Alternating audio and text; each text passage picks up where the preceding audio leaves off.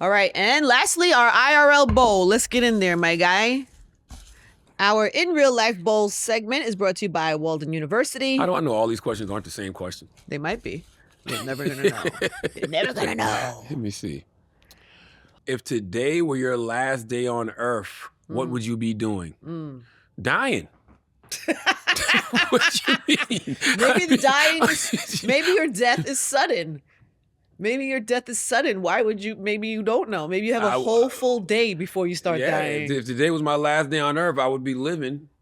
I don't know why my Joe Budden death concept just came to me. What's the Joe Budden death concept? I had Joe on the pod. He thinks that we all have.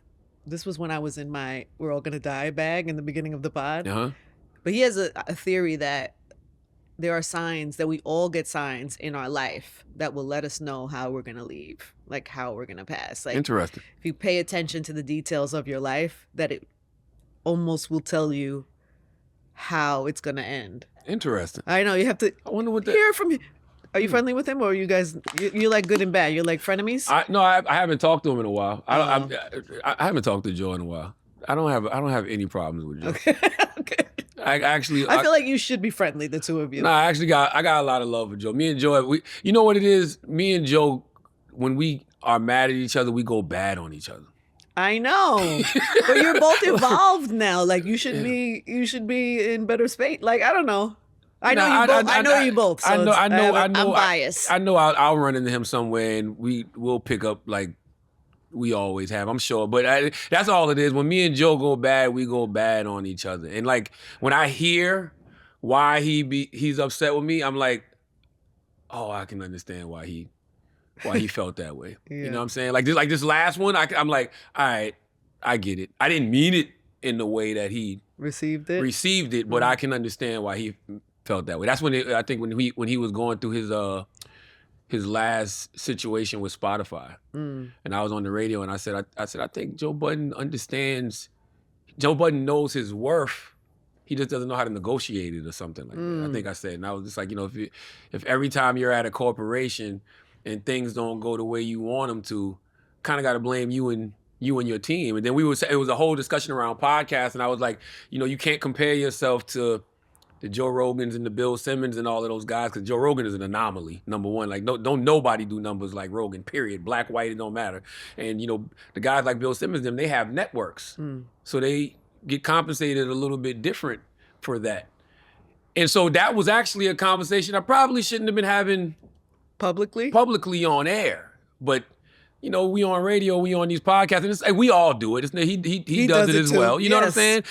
But in that moment, what he was saying was, when somebody like Charlamagne says that these people are listening, like meaning not regular listeners, the people at Spotify and the people at these corporations, but it wasn't like I wasn't saying he wasn't worth it.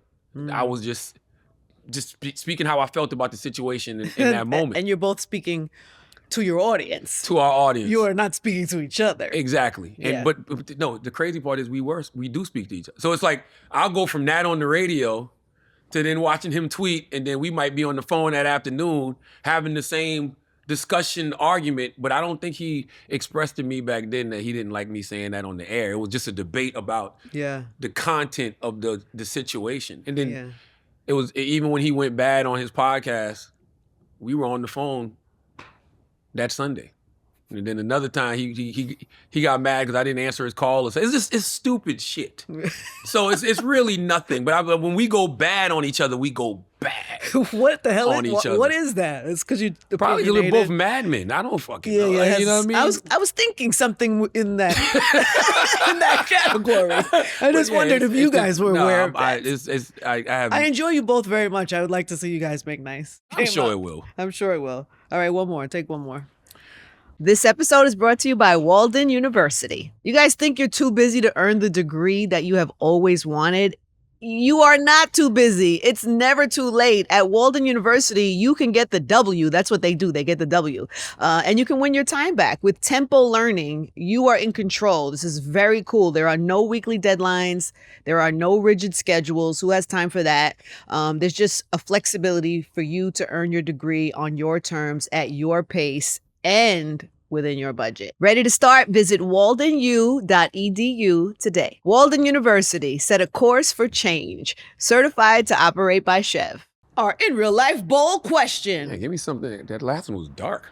It was dark? What are some of your pet peeves, triggers? Adult liars. I hate adult liars. Who are you afraid of?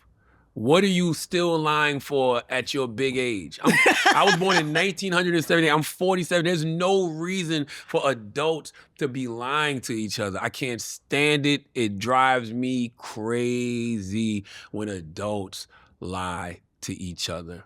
Like, we're grown. And I also feel like you're or lie to themselves. Usually is because they're lying to themselves. That's right. Also. That's right. Yeah. So most people that are still lying to themselves have no problem lying to you. Yeah. And I don't understand how we advance as a society. Or forget society. I don't understand how this relationship can advance if we're never dealing with reality. I'm dealing with reality, but you're always lying. I cannot have people like that around me. Those pet peeves, those type of triggers, I don't want those people around me. What are you most proud of about yourself through this whole journey? Man, what am I most proud of about myself? I've never thought about that. What am I most proud of about myself? I mean, honestly, probably the evolution of being a husband and being a father.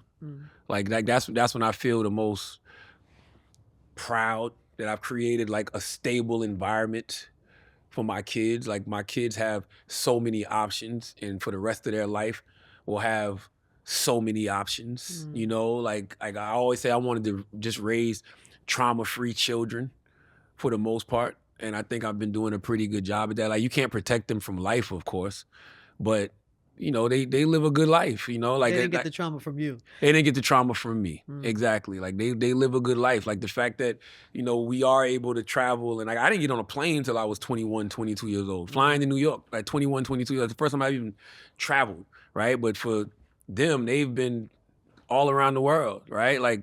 And you see how that shows up in just their everyday vernacular, like, you know, their intelligence, like the way they're able to communicate with people. When they're in school, they're, you know, doing reports they're reading about places they've actually been. Like, that's cool when you watch your daughter have to do a report on, you know, someplace like South Africa, but she's like, I got pictures of me in South Africa. Yeah, We're not just like, I'm gonna tell you about South Africa. Exactly. What you mean? Nelson Mandela, I went to the jail that Nelson Mandela was in. Like, that stuff, you know, means a lot. So I think that I'm most proud of being able to be in a position to create that kind of environment for my wife and kids, to where they can live a pretty trauma-free life. Well done. That's what makes me proud. I mean, that's pretty good. That's a great accomplishment.